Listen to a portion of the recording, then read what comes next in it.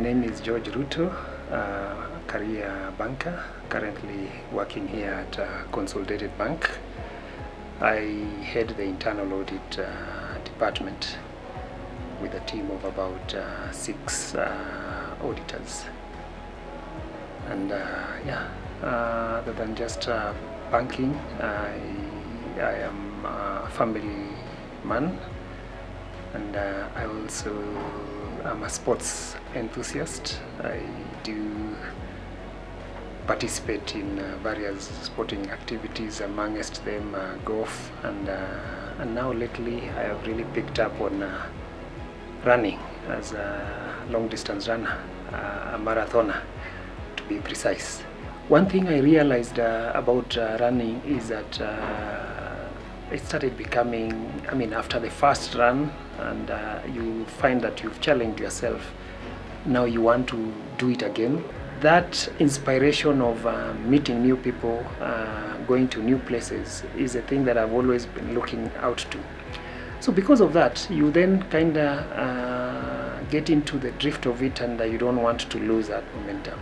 So you find yourself really having to create time, because now this becomes like a hobby that is into you, that when you even miss, or the days that you hear some friends who are running somewhere and you are not there, there's something in you that makes you feel like there's something that I missed out, and therefore you always look up to them. I could not imagine waking up at 4. At some point, waking up at 6 was early enough. But when I picked up running, these days I would wake up at 4, and by 4:30 I am out of the house, and I would go do my run, 10 kilometers, 60 minutes or less, you are done, and by 5 you're back to the house and shower and prepare, and of course by 7 you are out and you go to the office. It is also sacrifice that we do in terms of my lifestyle has actually changed because of the benefits that I have accrued over these years because of running. Actually, I was at 106 kilograms.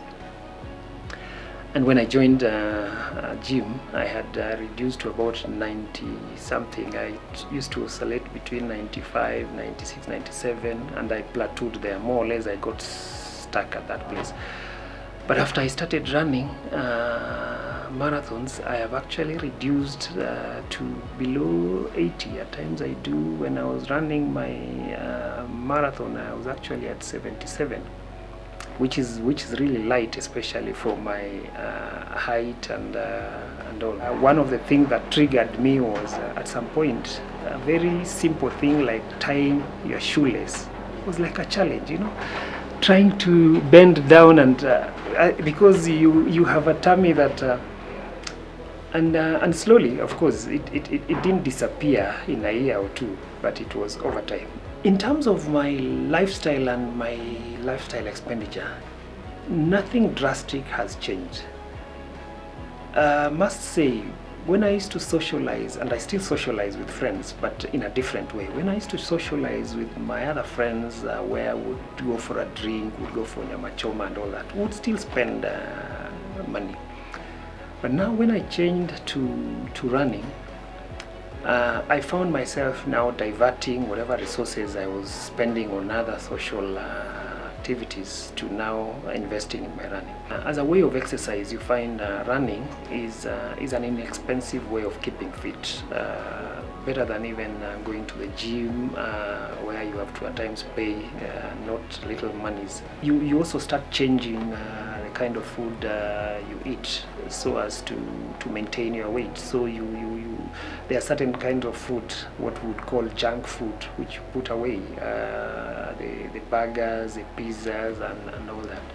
And you realize that those are normally not a cheap kind of food. So when you go back to start eating, liking your ugali, even like when I'm in the office and at lunchtime, I would know where do I go and eat. I would probably look for a place where I'll eat my ugali and kienyeji, or with fish and all that. One thing about these running and exercises is you become fit.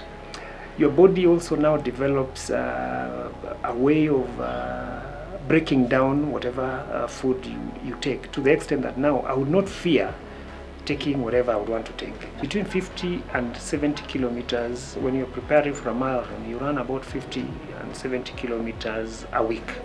Of course, that is for recreational. I mean, I call myself recreational runners like us. I know the elite runners would do about 150, 200 kilometers a week. Personally, my target for 2021 was 2,200 kilometers in a year. And I must say my target is, amongst my recreational runner friends, my target would be an average. If I was to check my Garmin, which is the gadget I use for practicing, there's a place where you check your fitness level, and it will tell you, according to your fitness level, you are 21 years old. Of course, my friends, those who I socialize with, at times wonder I'm not the age that I ought to be, and at times I tell them age is what you want to be. So for me, I'm young at heart, let me put it that way. But of course, when you want to insist on looking at my birth certificate, you'll be amazed when I say I'm 55. My wife has taken into running because of the results she saw in me, and she said, even me now, I don't want to be left out. I have a son who at times when we work with him, people might imagine he's my brother. For me, I think I will run for as much as God will allow me to continue living in this world, because I've seen benefits in running. And it is good that, especially in these majors, and when I say majors, these are the 6 big marathons in the world. They even have age groups, such that now within certain age groups you would qualify in your time and all that.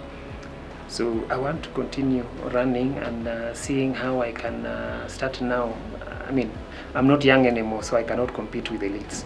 But maybe as I grow older, I'll probably now be competing with my age group in our category, and seeing how I could get, a medal in that. I would wish probably to do all the 6 world majors in marathon. And okay, for those who do not know, the 6 majors,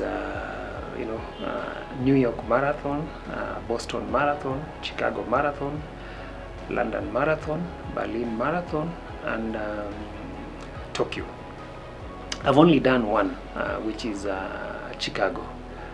God willing, I would want to do at least 2 every year if I get in.